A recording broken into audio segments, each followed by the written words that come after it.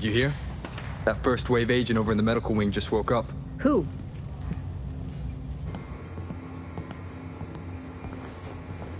Look who's up and about. How are you feeling, Agent? A little sore. Yeah. Candle told me they plucked enough shrapnel out of you to fill a bucket. I'm Agent Fei Lau, Acting Division Commander in Midtown. What's the situation? Better than it was, but far from good. First wave agents like you are now a rare breed. Most are either MIA, KIA, or Rogue. Chief Meyer? KIA. Commander Chang? KIA. I was there. Damn. Not long after you were injured, many first wave agents were lost in the Dark Zone. POTUS activated a second wave in early January. We've been fighting to regain control of Manhattan ever since. Our biggest headache was a PMC called the Last Man Battalion. Their leader, Charles Bliss, had a pretty messed up idea of what the future should look like. But we eliminated that threat. When the guards abandoned Rikers Island, the prisoners escaped. They were wreaking havoc on the city. When we took out their leader, LaRae Barrett, they scattered. Not many of them are left in Midtown. The JTF is planning an assault on one of their last strongholds in Clinton. We also had the cleaners to contend with, and their boss, Joe Farrow, the one obsessed with cleaning the city of the virus. Happy to torch anything and anyone standing in their way.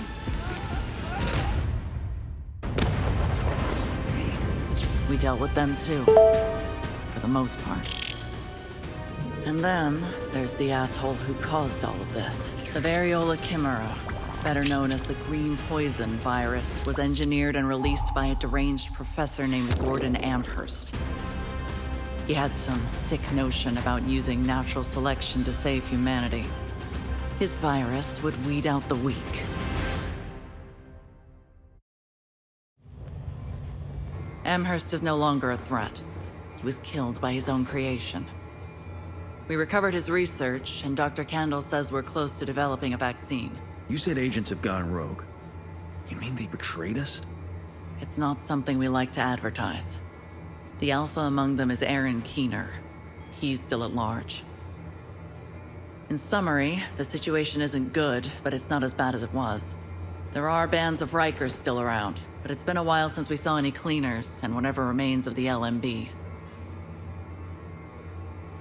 On a happier note, I'm sure you'll be glad to know that the civvies you got out of Chinatown are alive and well. They're building a settlement here. I'm sure they'd appreciate any assistance you can give them. You might even run into an old friend or two. Things are better, but the streets aren't exactly safe. Before you head out, make sure your kit is fully stocked. Good luck out there, Agent. Dr. Kendall said you might experience some lingering effects of the coma, but she expects you to heal quickly. That's good, because we need you.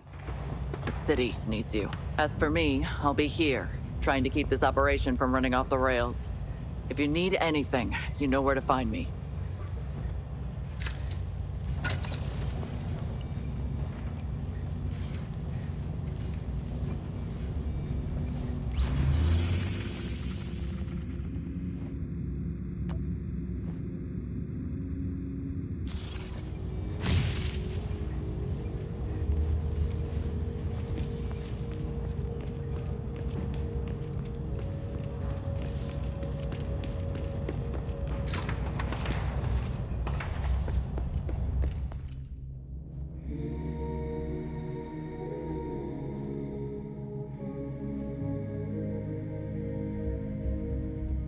These silent streets, empty of life.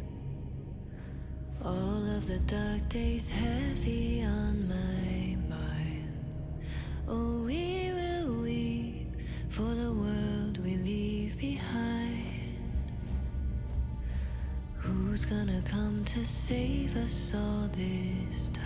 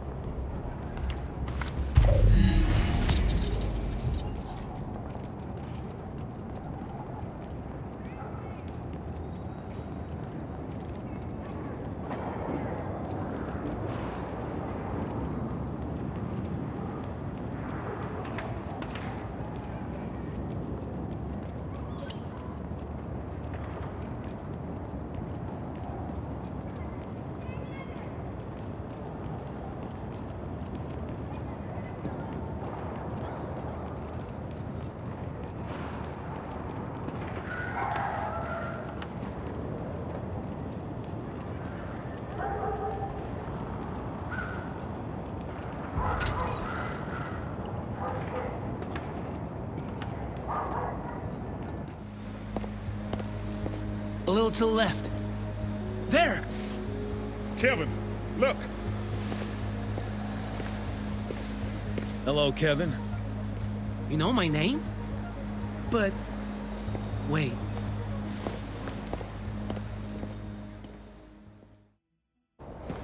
Well, hello. Welcome, Agent.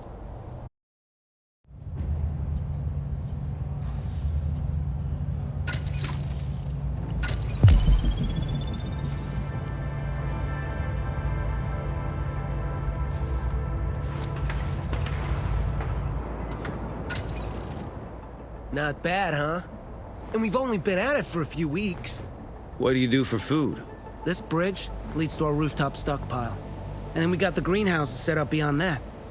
Moss has gotten all sorts of crops going already. Moss? Our handyman. He set up the power grid, the fresh water system, everything. I only wish Aunt Angela cared more about protecting it all. Yeah, I haven't seen much security. Exactly. My aunt feels we should convey a welcoming image, diffuse tensions and crap like that. I wanted machine guns by the gate. Those searchlights are it. Has the city gotten safer? Not really. Anyway, I need to hook up those searchlights to the grid. Catch you later.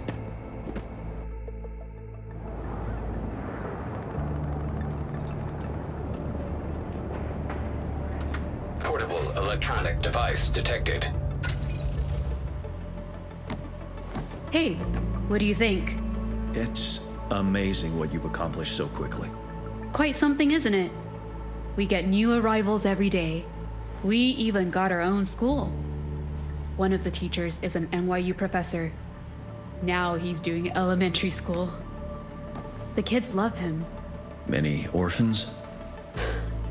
Too many. Anything we can do to restore a sense of normalcy and stability to their lives. That's why I don't want armed people everywhere.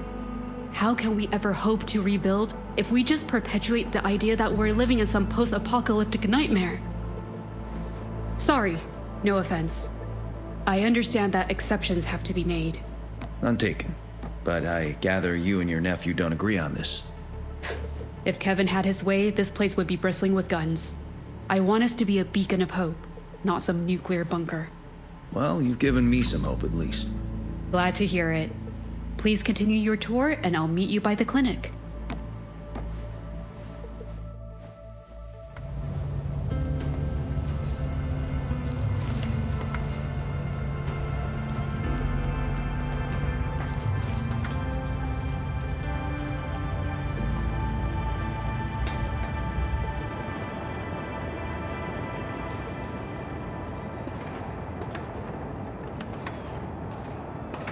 We need to do better. The people are counting on us. Object of interest detected. Object of interest detected.